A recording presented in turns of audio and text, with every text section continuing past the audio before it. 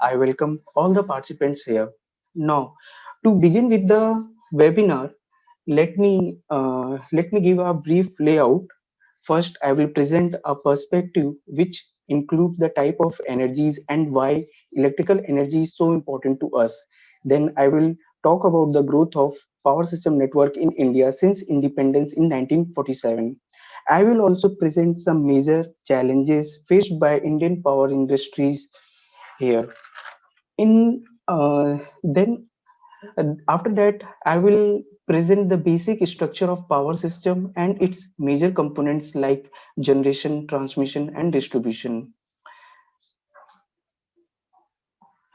To give a flavor of power system analysis, the fundamental principle that is the representation of power system network using single line diagram and per unit system will be discussed.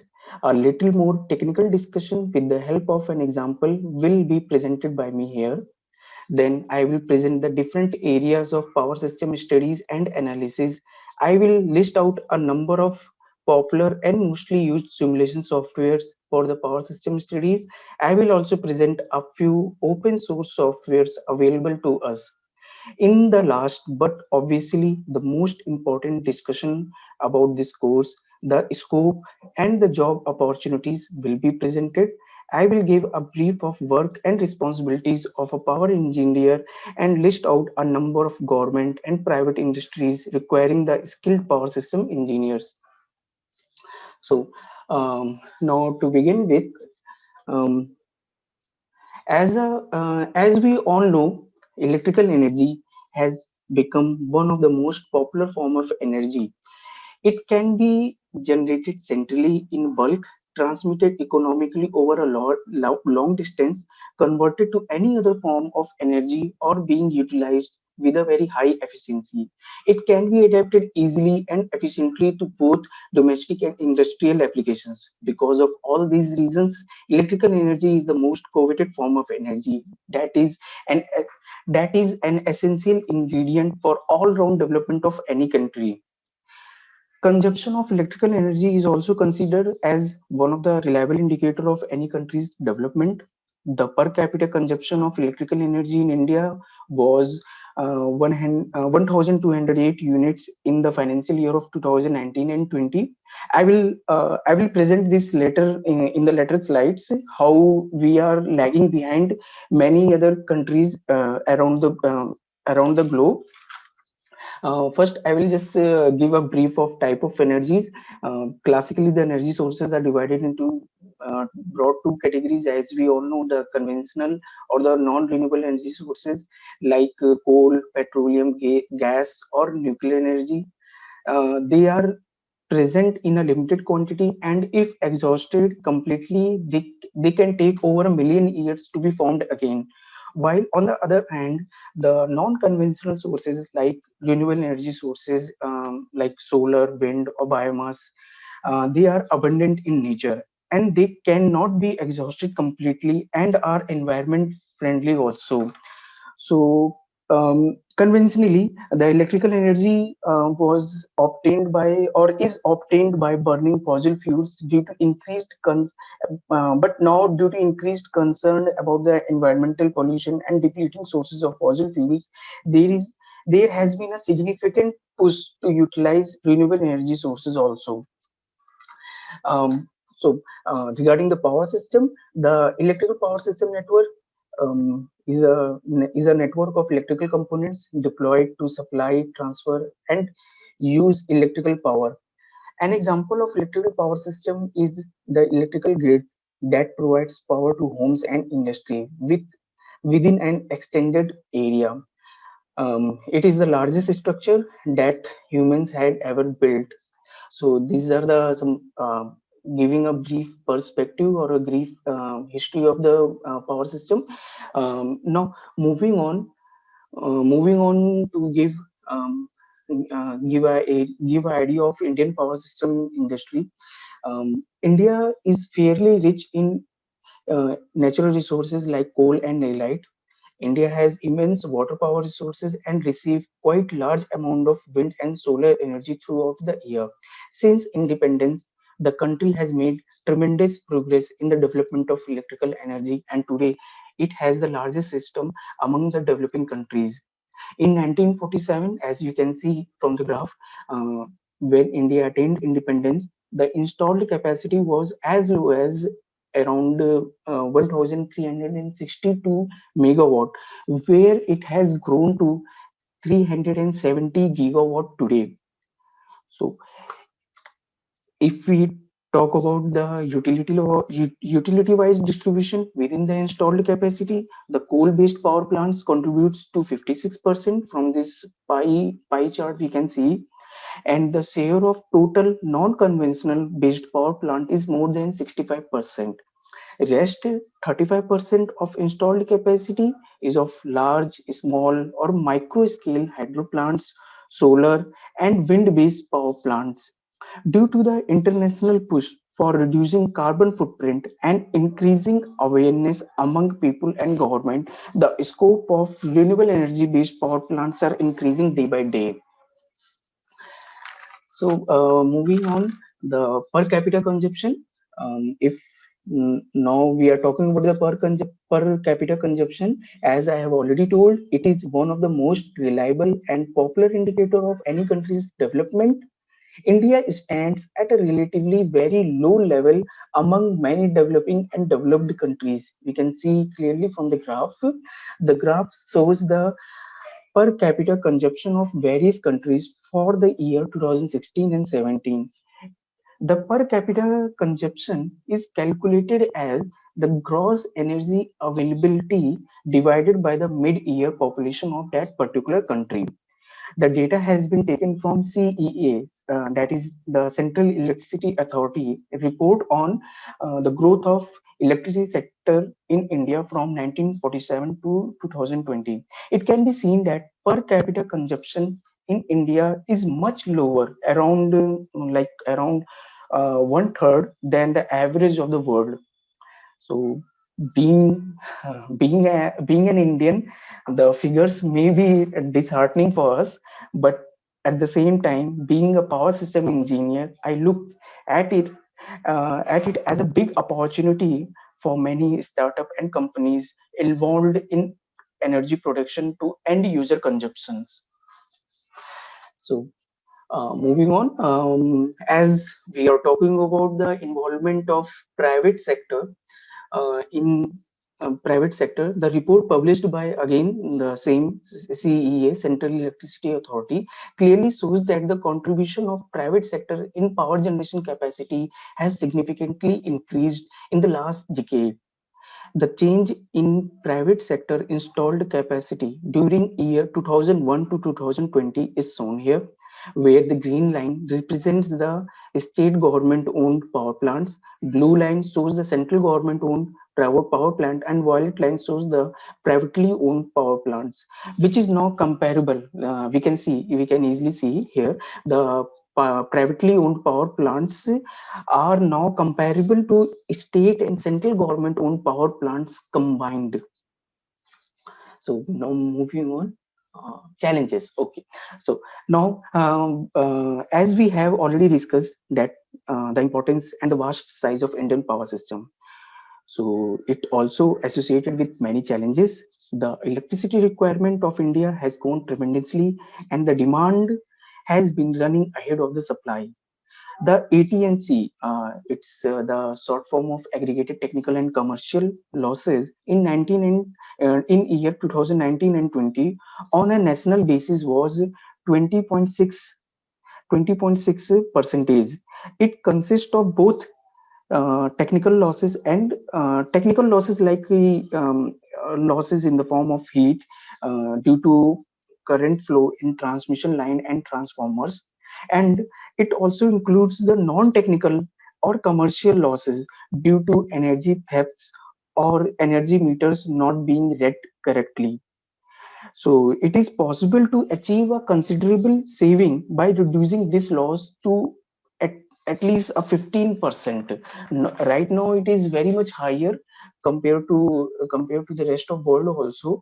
It is around 20 or 21 percentage, but we have a target to reduce it to up to 15%.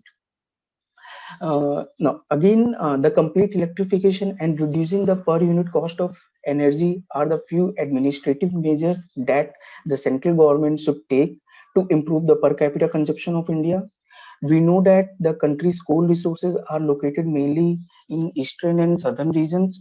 Also, that is the main reason that's why the thermal power stations are built in the southern and eastern regions to have a saving on the transportation cost of the fuel, and and same as the major portion of India's hydro power capacity is present in the northeastern region, and the same reason the nuclear power plants have to be built at a very remote locations from the densely populated cities to reduce the risk of the radioactive leakages.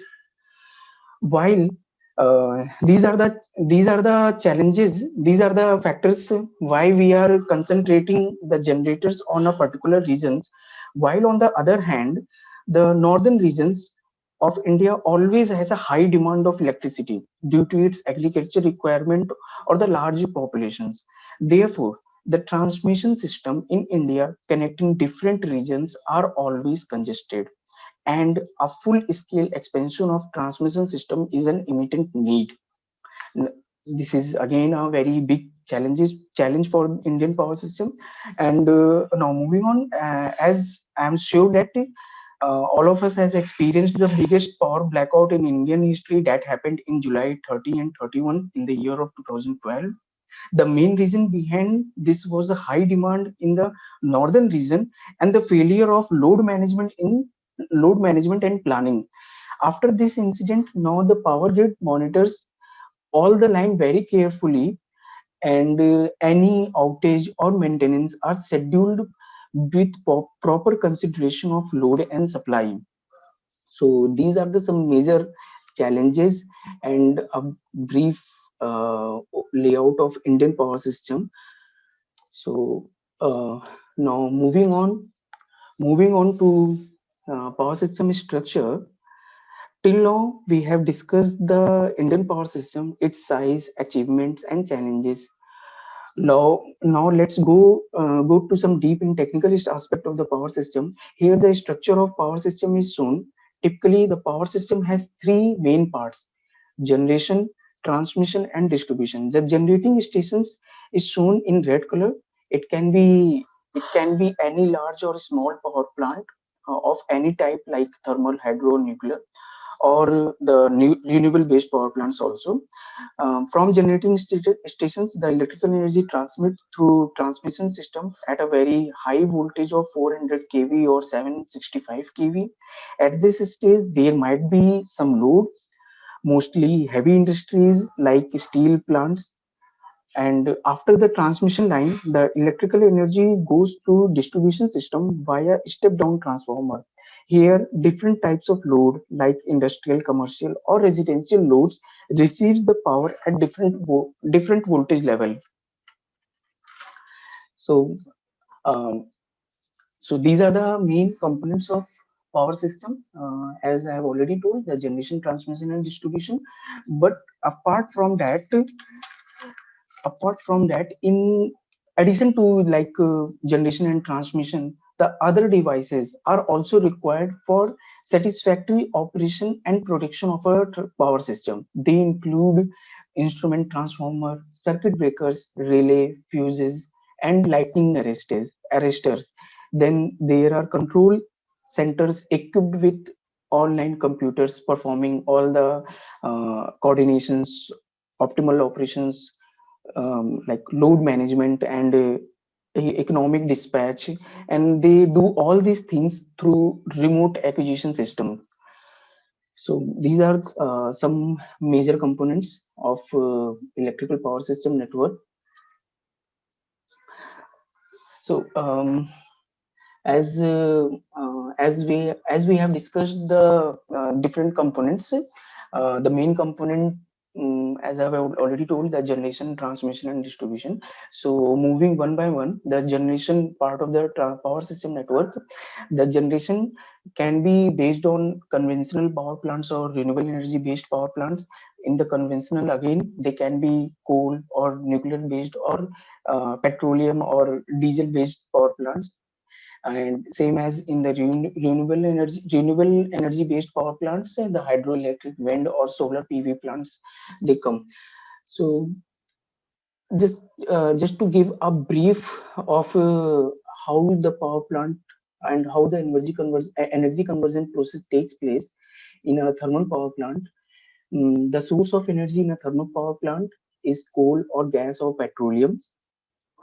The chemical energy stored in coal, oil, or gas is in uh, transformed into electrical energy. The heat released in the first process, the heat is released by the combustion of the coal, and this heat produces the steam in the boiler at a high pressure and temperature, which, when passed through the steam turbine, gives off some um, some of its internal energy as the mechanical energy. The steam turbine acts as a prime mover and drives the electrical generator or alternator.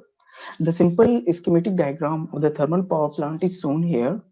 The efficiency of the overall conversion process is very poor, and the maximum value is about 40% because of its very high heat losses in various conversion process. Um, so again, now the nuclear power plants, we know that we are in the process of completely replacing the thermal power plants with some new or renewable sources based power plants. But the immediate practical alternative source for a large scale power plant generation is the nuclear power plants. In in a nuclear power plant, the main part is reactor. We can see it, we can see in the block diagram presented here. In the reactor, nuclear fission reaction of uranium 235 takes place. The moderator, control rods, and the coolants are the important parts of this reactor. The heat exchanger or the steam generator, mm, the high temperature or pressure it generates the high temperature and pressure steam, which runs the coupled turbine and generator system. Again, the same concept is here. The nuclear energy is first converted into the mechanical energy, and then mechanical energy is converted into the electrical energy with the help of turbine generator system. So this is the process of how the nuclear power plants work. Our ultimate goal is to generate our electrical power from other form of the energy. Moving on to the renewable energy based power plants, the hydroelectric power plants. Again, it converts the potential energy present in the water stored in large reservoirs or dams. First, it is converted into the kinetic energy via flow through penstock or long tubes, and then that kinetic energy is converted into the electrical energy, again using the same concept, utilizing the turbine generator combination. It is obviously the most oldest and cheapest form of energy conversion. But the problem involves here, it involves high capital cost and long gestation period. But once it's complete and it's start operational, the operational cost or its operating cost is very low or approximately zero compared to other conventional power plants like thermal or nuclear power plants. Um, and it also has some other applications like providing water for the irrigation purposes and prevention from seasonal floods. So these are the benefits of hydroelectric power plants. Moving on to wind farm. Wind farm is a non-renewable source. It is inexhaustible and non-polluting, but it is highly intermittent and unpredictable. So we can highly intermittent means the power generated from a wind turbine. It is it always not remain on a fixed value. It largely depend upon the input wind speed, and wind speed varies a lot from like 3 meter per second to 30 meter per second. It can vary within a minute also. So same way the electric power generated also varies a lot. So it is highly intermittent, and we cannot simply rely on a wind farm only. We have to have some base load power plants like thermal power plants or nuclear power plants, which can assure a minimum certain level of energy all the time throughout the year. Again, here in the wind farm, it converts the kinetic energy of the wind into the electrical energy using the same concept of turbine generator system. Solar energy. No, solar energy is slightly different from other form of the renewable energy. Um, Actually, the two main conversion process here involves the direct conversion of electrical energy by photovoltaic panels. We can see from the left image, there are the photovoltaic panels you would have seen in your neighborhood also, or in the offices or in your institutes. In that solar panels are placed, and the solar radiation falls on the solar panel, and through some solar the conversion process involves here. The solar panels constructed of a silicon based semiconductor material, and it directly converts the solar radiation into the electrical energy. Definitely it is in a very small amount, but the series and parallel combinations of these solar panels produces a considerably large amount of power. And then this power is in DC form. This power can be converted into the AC through via inverter, and there is a monitoring system, and then there is a AC control panel, and that this high or huge amount of power can be transmitted to the far end load, or it can be utilized locally also. But if we have a large power plant, so to transmit it to a remote location, we use the transmission network. In the second type of energy conversion, we use the heat energy of the solar radiation. Uh, we we run the boiler and the generator using the radiation reflectors and concentrators. These reflectors and concentrators concentrate the whole solar energy in a small area, and that small and the water tubes are flowing through that small area, which uh, which then produces a high temperature and high pressure steams, and that steam is used to run the turbine and coupled generator, and via this the electrical energy can be produced. So these are the two major type of energy production using solar radiation. And again, solar radiation, like the wind radiation, it is intermittent. We can easily say, because in the daytime the solar radiation can be high, but in the evening and the morning time solar radiations are very less, and in the night time we cannot have the solar radiation, but energy consumption or the energy demand is there in the night time also. So we cannot rely again on the solar based power plants also. So, and it depends upon weather conditions also. If it is cloudy outside, then again the power generation would be very less from the solar power plants. So these are the challenges with the solar type of renewable energy based power plants also.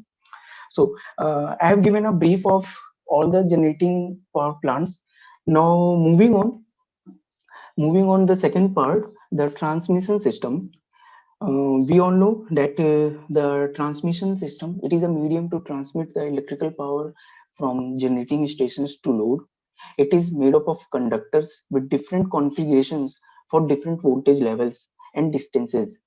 The most usual voltage levels of transmission network in India are 765 kilovolts or 400 kilovolts. These are considered as a high voltage transmission system.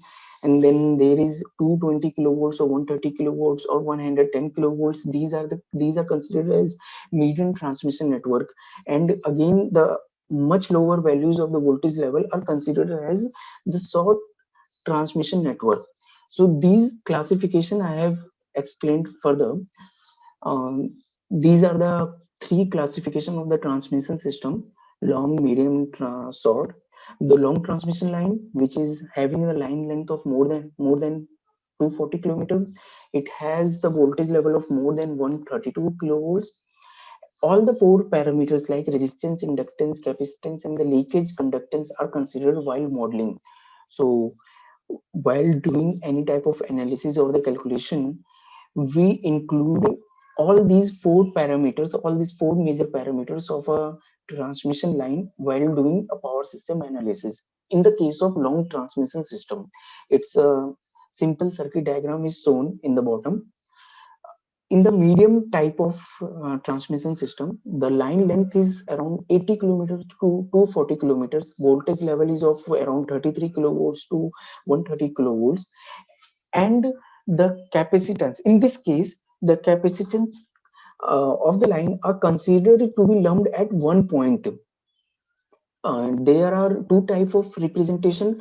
There is one pi model and there is another T model. The pi model is shown here. You can see the capacitance are shown at two different end of the transmission line with C by 2 capacitance, and the inductance and resistances are shown in their actual amount.